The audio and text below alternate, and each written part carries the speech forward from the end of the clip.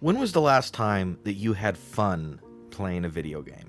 Now, I don't mean the type of fun where you play for an hour or so and you have a good time, but you also get frustrated with the game, maybe because some of the other players are toxic, or because you're losing, or even because the game just gets boring after playing for a few hours. I mean fun playing the game. Non-stop, unadulterated fun. This question has been stuck in my mind for a couple months now, but it really came to a head when I was playing Star Wars Battlefront 2, the remastered version of the original that came out this week. First off, on Battlefront 2, for those of you that haven't seen the news, it's kind of a disaster. The makers of the remaster launched the game without enough servers, and then when servers finally got up, the score limit in them were set way too low, so every game literally lasts like a minute to 5 minutes max, and so you don't really get a good sense of the game. So, to really play Battlefront 2 how I used to play, I loaded up a simple game of Galactic Conquest.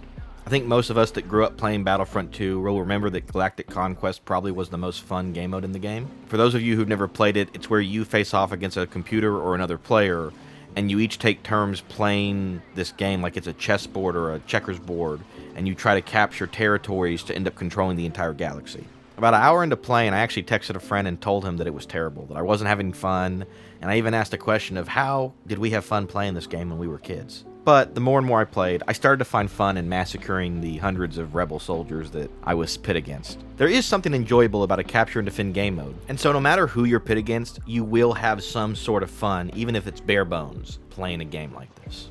But I couldn't help shake the fact that I wanted to play against a real player, be it a friend or even just some random online. Instead of going off against this computer, it would have been nice to play against another thinking human being. Unfortunately, right now, Galactic Conquest is solo only on Battlefront 2 unless you do split screen. There's no online feature for it. I hope they change this because, yes, I would love to play against someone else, but based on the current situation, they probably won't. Like I said, after playing a while, I really missed the interaction of playing against another human being, and so I went to another game that probably illustrates this best, which is Dead by Daylight. For those of you that haven't seen or haven't heard of Dead by Daylight, it's an asymmetric horror game where you face off against other players, either being the monster or being survivors, and both of you want to obviously win the game. There's no form of communication until you get to an in-game chat if you're on PC, so one could argue it would seem as if it would feel the same as if you're playing against just another computer, but it doesn't feel like you are. You know you're playing against a human. And this is what really has provoked this thought with me. It's fun to win. We like winning. I think part of what allowed us as kids to play these games like Battlefront 2 for hours and hours and never think about playing against a human being is part of it just the fact that we didn't have Xbox Live or we didn't have online back then. Battlefront 2 was just a game that you would play Galactic Conquest with, maybe split screen with some friends, but most of the time you just play against a computer. Same goes for many of the games before Xbox Live came out. You might have been playing PC games, but most of us who were kids didn't have the money to buy a PC, especially back then. And so a lot of us played stupid little multiplayer games against computers. And we played it for hours and had a blast. Funny enough, absolute domination of the game gets boring after a while though. And so after a while of just dominating the AI, you turn it up and put it on the hardest difficulty. And even then, it still didn't feel the same as if you were playing against another player. If you were playing a co-op game, you'd have wished that you have a friend to play with, or even just a random to play with as you run through the mission, on whatever difficulty it is. The game that comes to mind the most for this is Left 4 Dead. I remember Left 4 Dead running the veteran runs or whatever the hardest difficulty was, running those by myself, and I always thought, man, it would really be nice to play this with another player. And so once I got Xbox Live, I did, and it was a blast. It's fun to play with other players.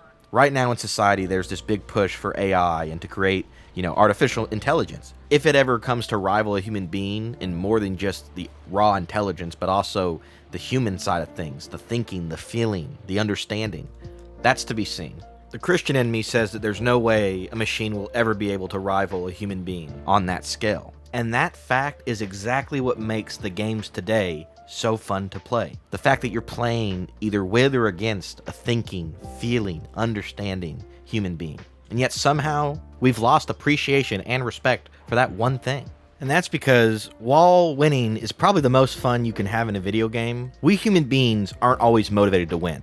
Instead, we're motivated to not lose. Human beings are terrified of losing, even more so than we are motivated to win. This is a basic fact that is understood by most levels of entrepreneurs and researchers that study this type of thing. Go to any wannabe self-help influencer on YouTube or even look at any studies. The things that motivate humans a lot of the time are our fear of losing, our fear of being losers. And so instead of appreciating our wins, we run from losing. And we also love to rub it in when others lose because we know how bad it feels to be a loser. And we don't want to be associated in any way with being a loser. And so instead of focusing on how great it is to win, we focus on not losing. I'm saying all of this being no better than anyone else who's listening to this video. The other night I had a game of Hunt that was going great. I had killed a team, taken the bounty, and I was raiding the second bounty team.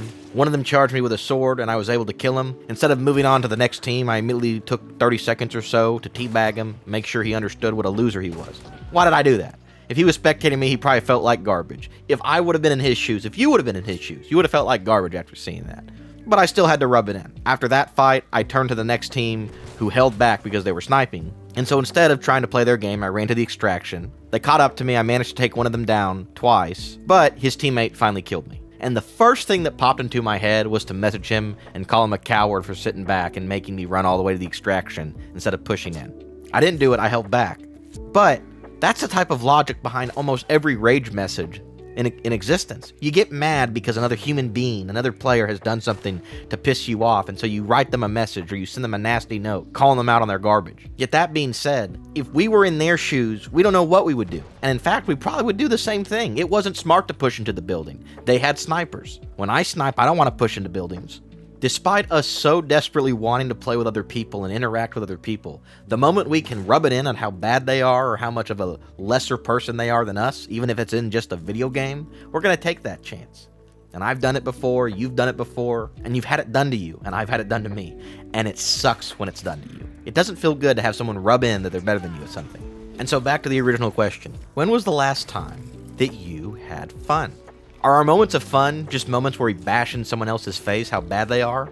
Or are our moments of fun characterized by us winning and enjoying the win?